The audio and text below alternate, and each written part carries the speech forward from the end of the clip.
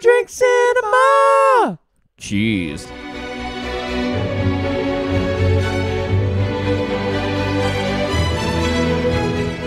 Welcome to another episode of Two Drink Cinema. We are two out of three brothers talking about stuff that we watch on screens. Yes. Broadening a little bit this week. Hello, Brett. Okay, good. Good, how are you? Good. Sorry, I forgot the Sorry, I question. kind of said two things at once. I was getting confused by the screens. This is a bonus Sorry, episode. just got a text from Pizza Hut. Let me just get rid of that. This is a bonus episode because there are 5 Fridays in August. And You're welcome. so we're just getting some more chats in, Yeah. which also gives us another opportunity to have a drink together. And this because week's it's a theme bonus, is leftovers. yeah. This week's theme for Brett is leftovers, and this week's theme for me is these were on special at Liquorland.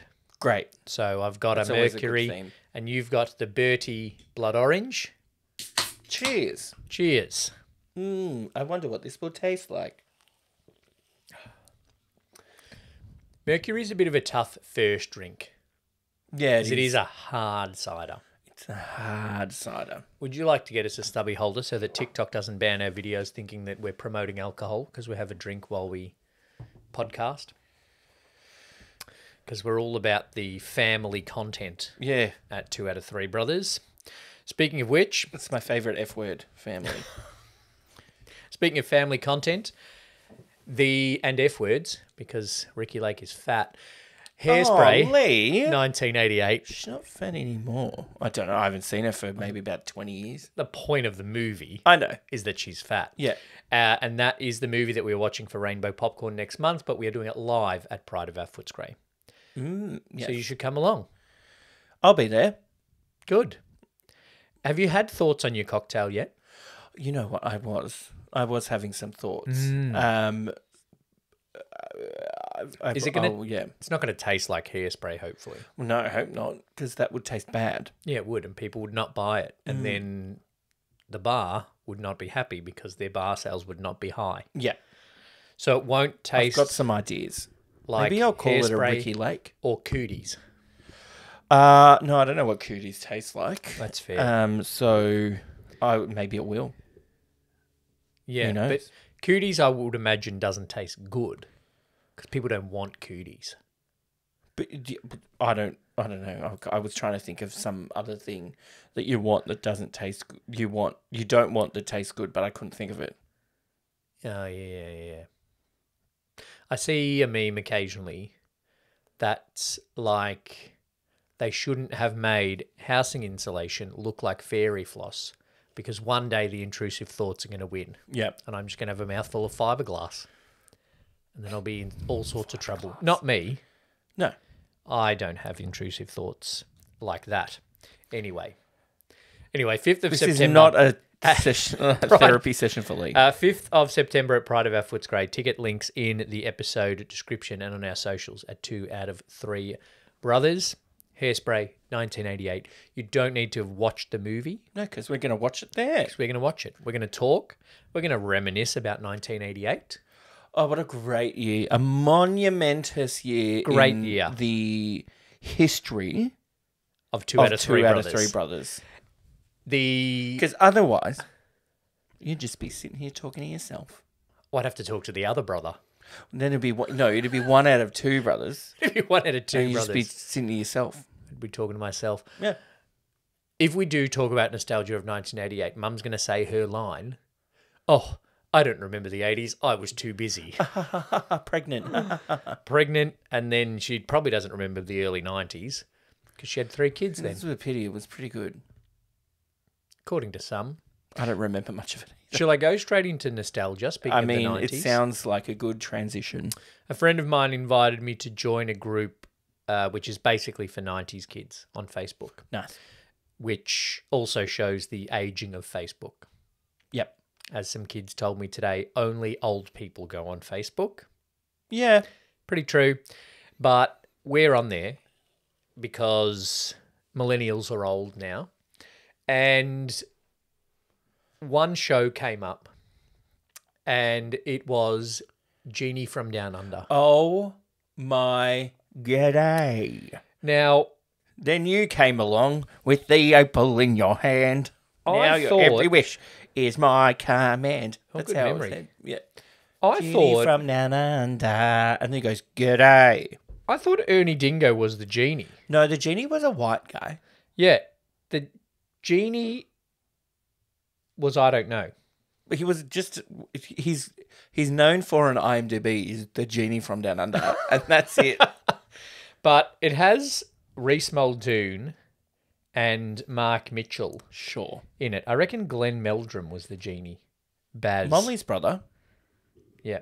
Anyway, that was just a bit of nostalgia that I had. Oh, the Genie from Down Under. I could not tell you anything of what the storyline of any episode was about. Rich British girl comes to Down Under. Yep. And the Outback, And of course. there's some sort of possessed opal Oh, yeah. that she finds that acts, I think, like a genie lamp.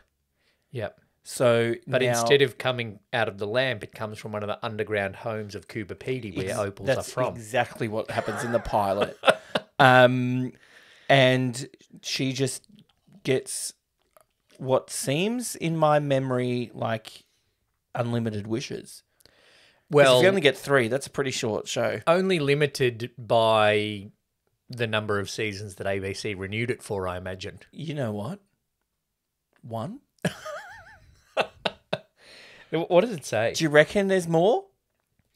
It was 1 season. Yeah. 1996. I can't tell you what happened in any episode.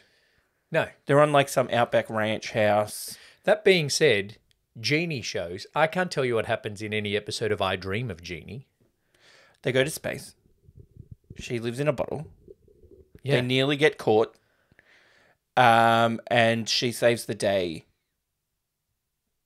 Every time. I think that's every episode. That's every episode.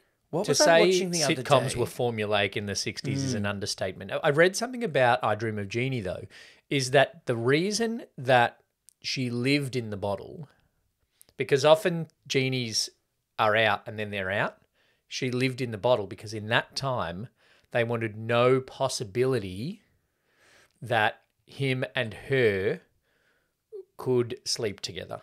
Didn't they end up together in the end? Well, they ended up like 60s together.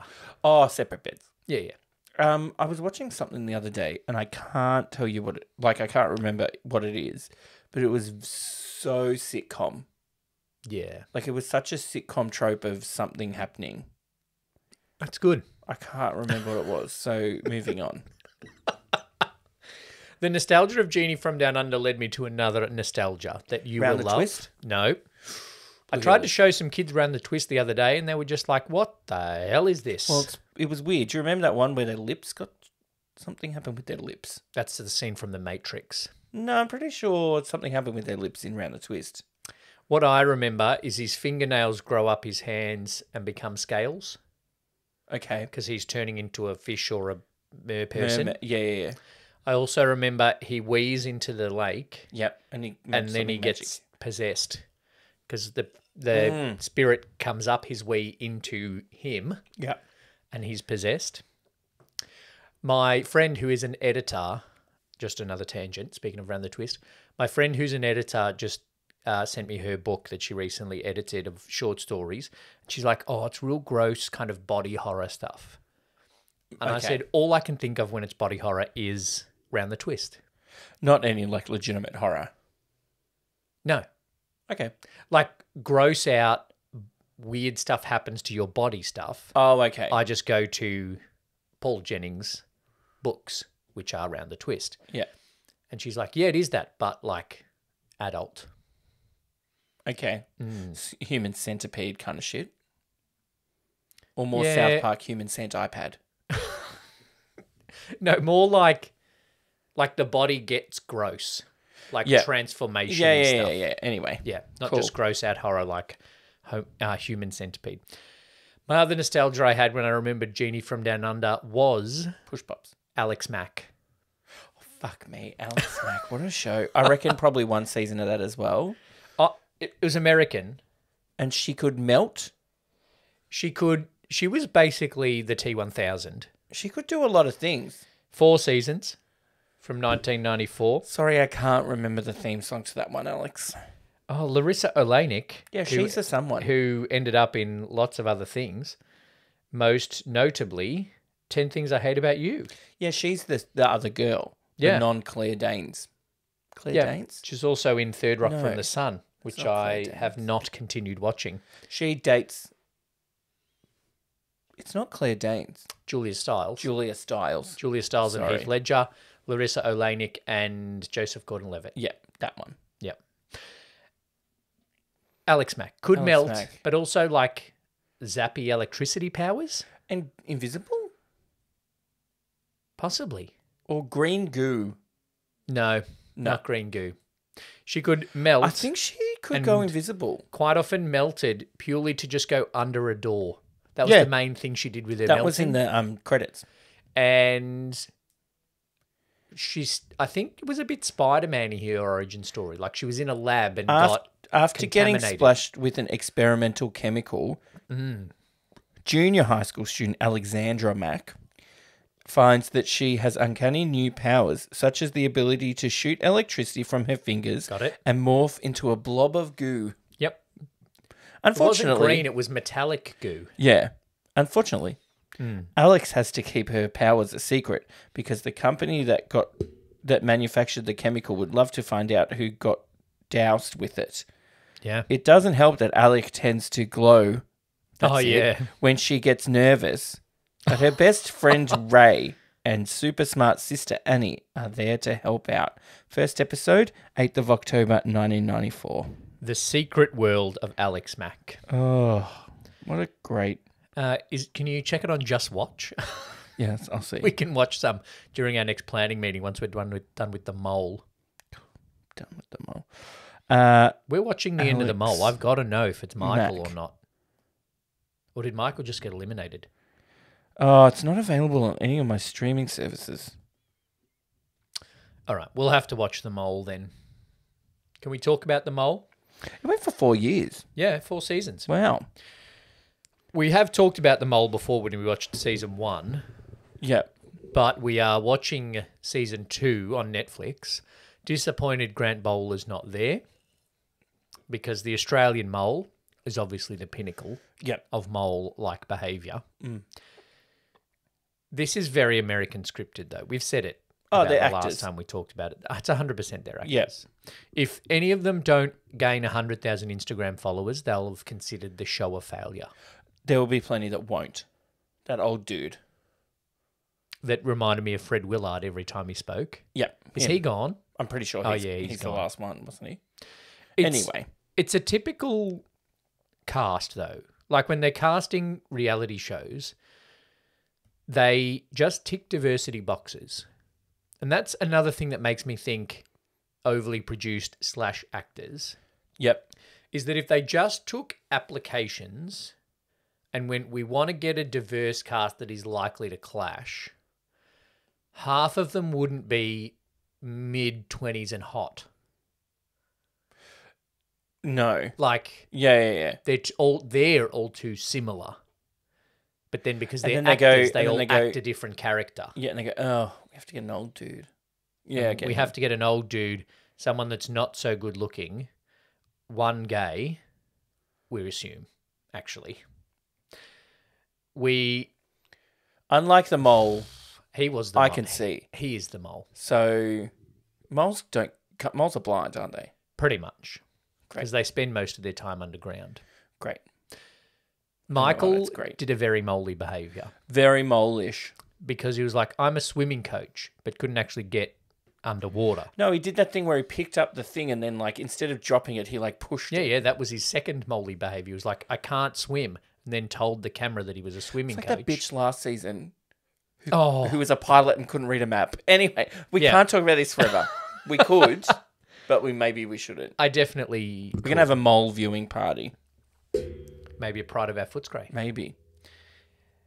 Let's talk about something else, though. Do you want to go into that? Yeah, so I finally watched Challenges, a.k.a. Tennis Threesome movie. Yeah, until when you first said Challenges, I thought it was like a similar one to Traitors. I thought no, it was reality. that's the mole. So I was trying to segue it. Then Uh, when I read challenges again, I'm like, oh no, that's Zendaya and the Eiffel Tower. I'm pretty sure it's Zendaya. Oh, sorry, Zendaya and the Eiffel Tower. Look. That's not a French Open joke, by the way. Yeah, no. There were plenty of Eiffel Towers at the Olympics, I'm sure. Look. Didn't Raygun try to do a move that looked like the Eiffel Tower? On the floor. Anyway. Oh, dear. I love it. Challenges. The tennis threesome movie. The tennis threesome movie with Zendaya and two people that do not look like professional tennis players. No. Look, it was pretty good. Yeah. It was very jumpy. Oh, just like bit. It goes, it's like present day, 13 years ago. Present day, 13 years ago, but one one week month. later. 11 years ago. 8 years ago. 2 weeks ago. Earlier that day. Last night. It was a bit like, okay, where are they? Luckily, they changed their hair. Oh, so I good. knew what time it was. Would you recommend? I would recommend it. I think that it's good. It's not great. Zendaya is very good. Compared to Match Point, was that with Paul Bettany and Kirsten Dunst? Haven't seen that. That was Wimbledon. Ah, Wimbledon. What's the one called Match Point? I don't know. And then there's Battle of the Scarlett Sexes Johansson? with Emma Stone and Steve Carell. I was going to say Michael Scott, Steve Carell. That's his real name. Yeah. Um, What other tennis movies are there? there's not. You know what? There's not a lot of tennis movies. And this one's not really a tennis movie, is it? There's a fair bit of tennis in it. If that's what you're calling, obviously CGIing a ball in later. Okay. I believe they did not hit an actual tennis ball the whole time. King David, good tennis movie. King Richard. King Richard, whatever. You're just mixing up all your names today, aren't you? I know. Look, Zendaya's good. The acting's pretty good. Yep. The directing is good, but then at a certain point, then it was just like, let's throw all these different kind of techniques at the screen and see what works. Like the camera's POV is in the ball. The camera's POV is their sight, and then it gets real shaky. Blair Witchy. And then it's like following the ball, and then it's above the court, and then it's behind the court, and then it's under the court. Was it just like, we've got to show a lot of tennis matches, but I don't just want to show a tennis match?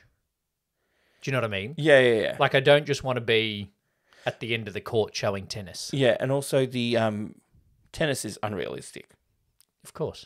There Because they're not tennis players and they're not even close. was one bit that I cringed. Should have had a warning. But I won't mention that.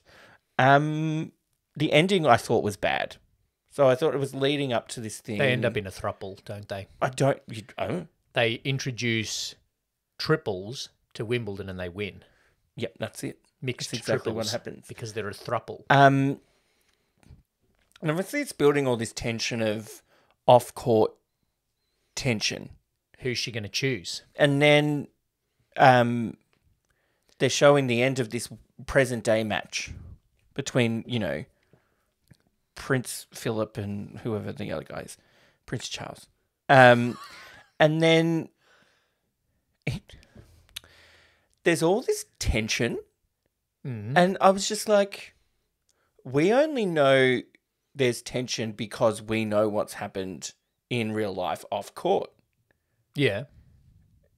Some nobody that's just watching this tennis match is just like, what? Why are they like? Why do they Why hate is this each so other? intense? Oh, okay. This is weird.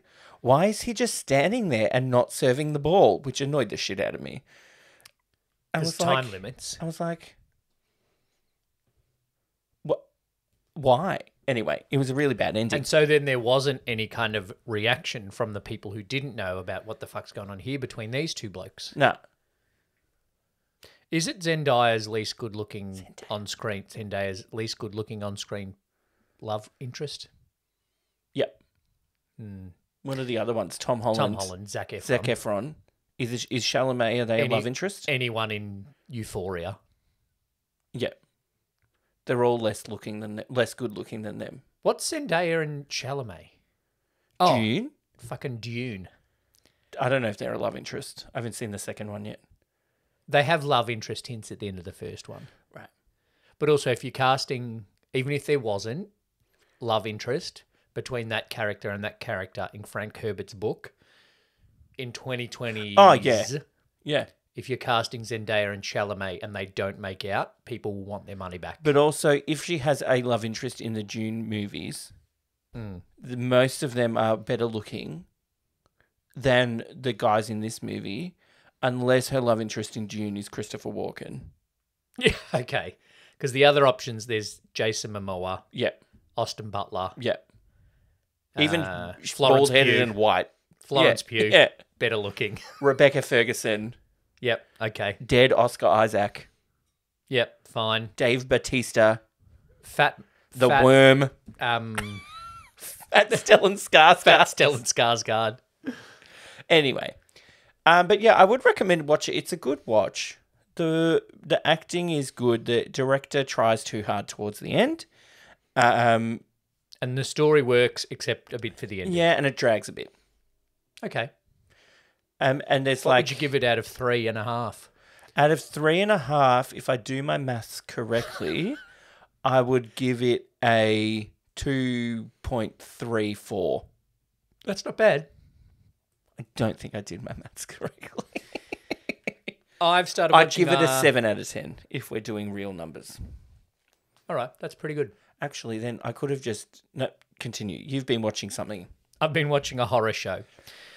Because, not the Rocky Horror Show, I have realised that I have a potentially favourite horror director. And his name is Mike Flanagan. Mike Flanagan? Who you may have heard of, listener. I, ages ago, watched a movie called Hush. Hush Hush by the Pussycat Dolls. Yeah. Yeah. Because I like, when Shane's out and I'm home at night, I like to watch a horror movie. Okay. Because... That's where those intrusive thoughts come in. I can just watch. Yeah. And Shane's not talking shit or getting up and needing to go and get chocolate halfway through every movie we ever watch. And so I just watched the horror movie and I don't have my phone. Oh. What the kids call raw dog it. Oh, Raw Dog, a 2-hour movie. Yeah. It's an achievement these days. It is. I couldn't do it the other day when I was watching the challenges. But didn't you say you went to the movies the other day and people like left twice during the movie? You went to see something? Oh, yeah. When I went and saw... must have been Deadpool. Yeah, it was. Because that's the only movie I watched recently without you. Yeah.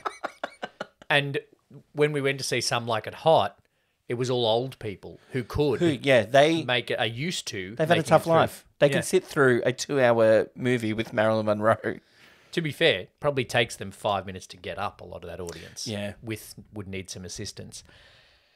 Anyway, Mike Flanagan, ages ago I watched this movie, Hush, which is a cabin in the woods movie. Yep. But she is... Quiet placey? Deaf. He has to be quiet. Oh, okay. So the stuff is happening, but because she is deaf, she doesn't like hear him banging on the window or hear the window smash when he gets in the house. So that... Right. But we as an audience know that. So it increases the intensity because we know shit's about to happen. Does the sound go like...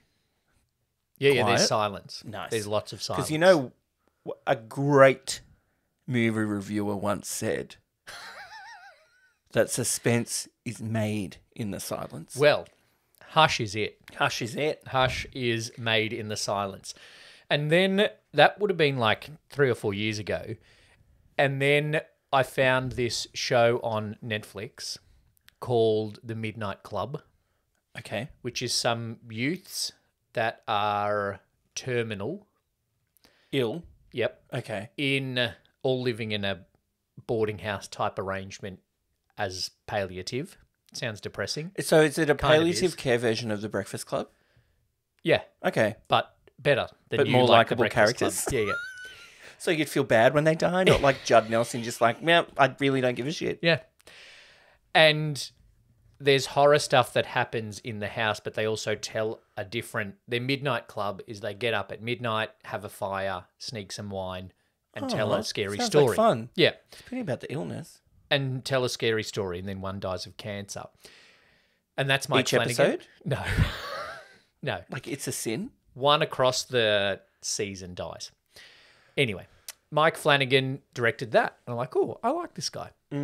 Then Midnight Mass is about an island. Is that the one I tried to watch? No. It's an island, and there's vampires and a priest. And that was just good. going through his IMDb right now. Yeah. I'm just saying Is I like it. he Haunting of what's thing? A Haunting of Hill House. Yeah. Yes, which that I I haven't tried watched to watch, yet. but I couldn't. He is also his most recent one that is on Netflix that I've just started to watch is The Fall of the House of Usher. Ah, yes. Okay. Yeah, and the picture is the woman with the smile. With the smile and the black eyes. Yeah. Yeah. So I've Not started the, to black eyes, like watch eyes are that, black. Yep. and it's good. If you like horror shows, I think you'll like this. Great. What he's done is loosely taken Edgar Allan Poe's stories and Right. then weaved them into this series. Okay. But also made a show where it's like opioids are fucked, sue Big Pharma. Oh, is he dope sick? Because it's like Dope Sick, but Edgar Allan Poe.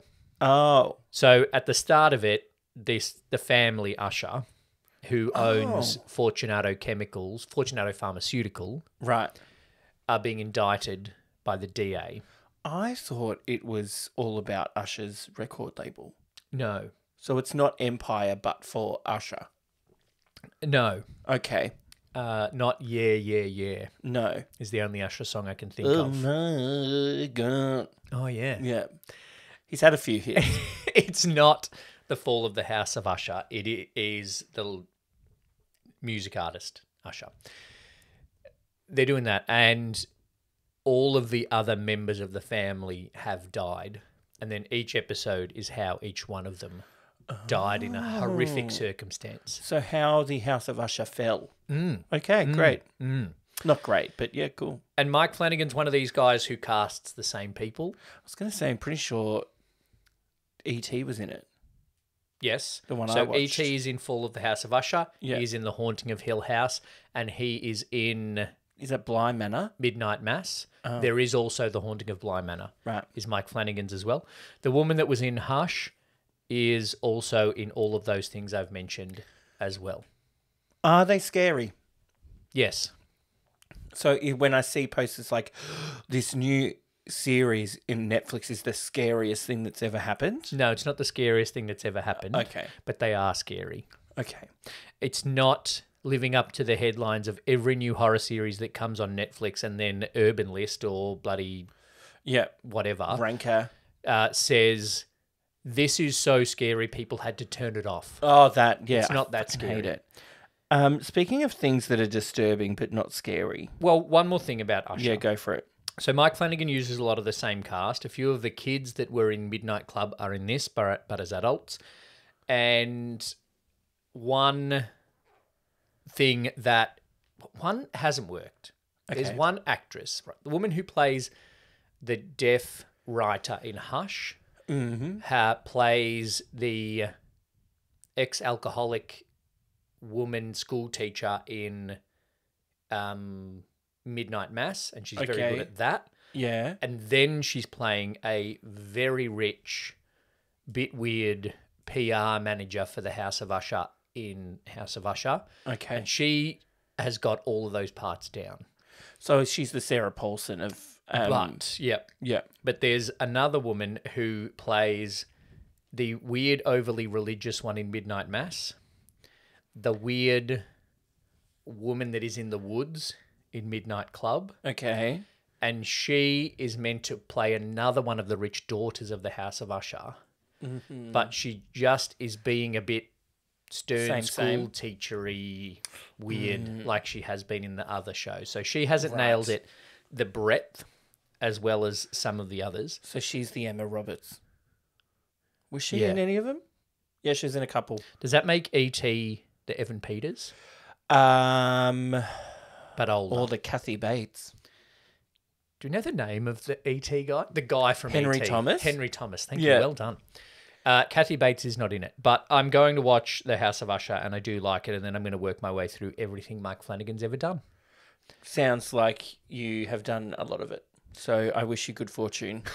I've decided, following a discussion I had with a co-worker at lunch the other day, I'm going to start rewatching Black Mirror. Oh, yeah, okay. From the start when it was good. Yep. Because I was talking about the episode with Nepo Baby in it that we don't like. Yeah, the worst of the Nepo babies. That Bryce Dallas Howard. That you referenced. you like can rank people and score people. Oh, yeah. So I was saying to that, I was like, we need to make this a thing in society. Risky. Because I went back to work and I was going to do it for my colleagues. If any of my colleagues are listening, I'm not doing it. Just that's recorded on the thing. Not publicly. No. If HR's listening. Later in the day, a coworker came up to me. She was like, "Oh, blah, blah, I've got a stupid question." I'm like, "Uh-huh." And I got my pen. She asked me the question, and I'm like, -1. She's like, "What?" I'm like, "It was a stupid question. I don't have time for your stupid question." Anyway, it was in good jest. That's what they all say when they get called into HR, brother. A really good Black Mirror episode was the one where they are hunted. They wake up in a house and then they're hunted and it's on the TV. Yeah. That's a good one. Or the one where I think the worst episode of Black Mirror is the first one. Where they're on the bike and they eat an apple and go on idle. Oh, yes. Yeah. They're all pretty good. So vague descriptions. There should be a trivia. The great thing about that description Yeah. is that you will have no idea what the end of the episode is. I can't remember the end of the episode. It had Get Out in it. Oh, yeah. Daniel Kaluuya. Oh, I do remember the end of the episode, but I won't spoil it. I watched half of the one with Annie Murphy in it, but I didn't get the whole way through. That was not bad. Yeah. And then there was the one. Now we're just naming Black Mirror. She's episodes. good in Russian Doll. I've finished Russian Doll, which means we now need to finish Poker Face after the Mole and Alex Mack. Yeah. Russian Doll is trippy and weird, but Natasha Lyonne is great. I love Natasha Lyonne. It did my head in a bit when it was co-written with Natasha Lyonne and Amy Poehler. And I was I'd love to be in that conversation. This is not Parks and Rec. What is going on with Amy Poehler's writing? But it works really well. And Annie Murphy is in that, and she's quite good. The Black Mirror, yes, good episodes. I might watch some more. You know what else happened recently, Lee? The Disney thing. Oh yeah, Incredibles 3. Here's what's coming up. Incredibles 3 is coming. Moana. This is what, because everything I was like, do they have an original movie coming? No. Moana 2. Anyone? Snow White. Live action Snow White with real talking animals. But that was controversial because when they first said Snow White, when they first said we're going to do Snow White, they were going to do the size of the people that they were portraying and casting was a source of controversy. And I think they had to rethink it after the criticism of Wonka's casting of Hugh Grant. They're doing a live action Lilo and Stitch, so with a real alien Stitch. Good. Incredibles 3. Live action? No. Toy Story 5. Yep, that's fine. And apparently if something's working, you can do more of it, I reckon. It's toys meet tech. So I think it's the kid starts playing with the technologies and the toys are like, Woody and Buzz are threatened. Hello. I saw a meme the other day. Not a meme. It was like a shot of an Instagram post.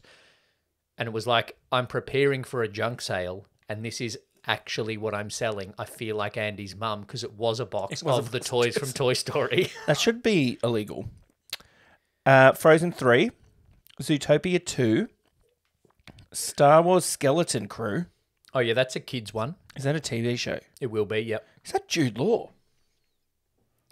I'm ready because Shane, obviously, is the Star Wars nerd in my house, has watched the trailer for the new Star Wars Skeleton Crew, and it's obviously for kids. Oh, right, but it'll be good. And I said, I can't wait till the millennial idiot Star Wars fans go, oh, it's too childish and it doesn't touch on this and this and this, without realising that it's actually not for you.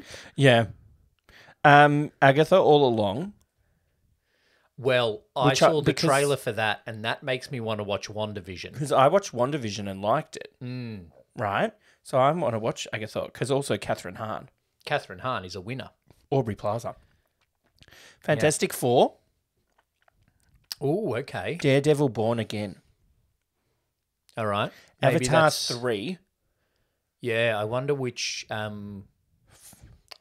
First Nations people he's going to rip off in that one. Fire and Ash is what it's called.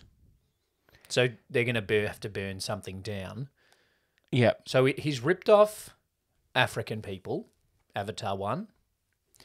Yeah. He's ripped off... Yeah. Oh, no, that Native American people. Native American people. That was Ferngully.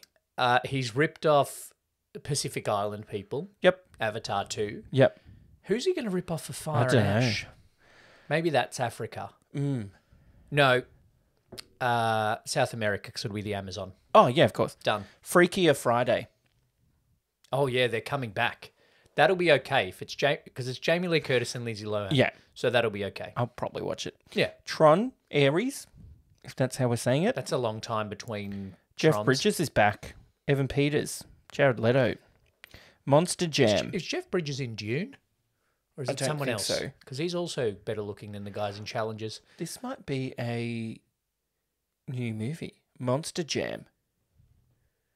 Unless it's Monsters Inc. Disco. By the monster truck driving event. So I think it's like cars, but they're monster trucks. Okay. Yeah. Right. Win or Lose.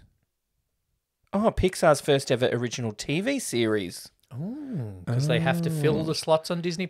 Pickles, a softball team gearing up for the championship. Great. Good. Elio, that sounds like a new one. Hoppers. There's a lot. There's a lot. My God, there's so much. And I think Mufasa. It's like the next 3 years. I saw the trailer for Mufasa, and it looks okay. It has a lot of the same voice cast from the live action, quotes, Lion King, including Beyonce, Zazu, and Timon and Pumbaa. But isn't it a prequel? It is. But Zazu apparently is old. And Timon and Pumbaa are Nathan Lane still? There. Great. No, Seth Rogen and whoever right. it was. It was Billy Eichner. Oh, yeah, it was.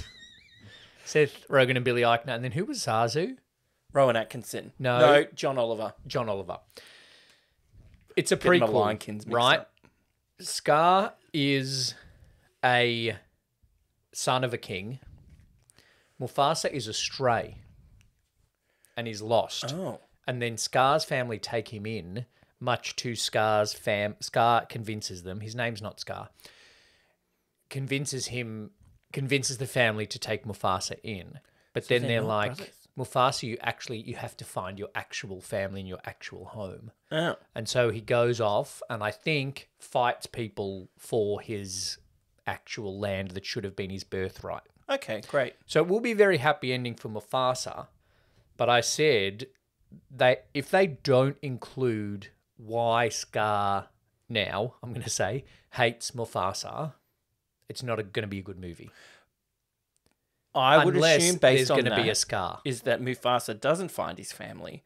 And then they're like, actually, Mufasa, you'd be a better king. How about you, Scar, go hang out with Whoopi Goldberg and the other hyenas? Possibly. And then he's all resentment like, ugh, I should have been king, you dumb bitch. Oh, and then he becomes really extra. Yeah, and then he becomes gay. And gets recast as Jeremy Irons. Yep. Anyway, that's our prediction for Mufasa. There you go. What else It'll are we make going to talk a shitload about? of money. Hairspray. We're going to do it live at Pride. That's on our list. I've already talked about that. RomComs. I'm going to put the call out again. Yep. Listeners, next week for Two Drink Cinema is our review of 4 Weddings and a Funeral. Brett's had a 2-word review of the movie. Shit. Fuck off. Fuck off. Yeah. And so we're looking for your top 5 rom-coms that make you yell fuck off at the TV, which I'm repurposing for the socials as your top 5 rom-coms that you love to hate. Yeah. Or annoying watch. frustrating rom-coms. For me, there might be a lot because I'm not really a rom-com kind of guy. Yeah, but I think there are rom-coms that you can like be, I don't really like that. And then there are ones that frustrate you because Andy McDowell invites a guy you had a one-night stand with to your wedding and then divorces that guy and then shows up at his wedding. Yeah, and then it's Spoiler raining in his... She doesn't notice it's raining. I hadn't noticed. Or it could be Billy Eichner just yells at a hot guy for an hour and a half and then expects him to love him. Yep. Bros. Both sound pretty frustrating to me. If there are frustrating rom-coms that you've got, you can let us know on the socials or by joining the 2 Drink Cinema group and letting us know there. That's all we've watched in the last couple of weeks. Tickets in the link, episode description, those words in a different order, for Hairspray at Pride of Our Footscray. Yes. Come along, buy a cocktail, buy some popcorn, buy a pizza. And enjoy watching the movie and then hearing us chat about it. But that is it this week for 2 Drink Cinema. Make sure you like and subscribe and follow us on the socials at 2 out of 3 Brothers. Thank you, Brett. Thank you, Lee. Cheers. Thanks for listening to 2 Drink Cinema. We would like to acknowledge the traditional owners of the land on which this podcast was produced and pay our respects to elders past and present. If you'd like to support the podcast, either leave a tip or become a member for early access to these episodes by using the link in the show notes. Join the Facebook group for more chat about the movies we review and make sure you follow us on the socials to keep up to date. Hit the subscribe button and leave us a review on your podcast app. Happy viewing and drink responsibly.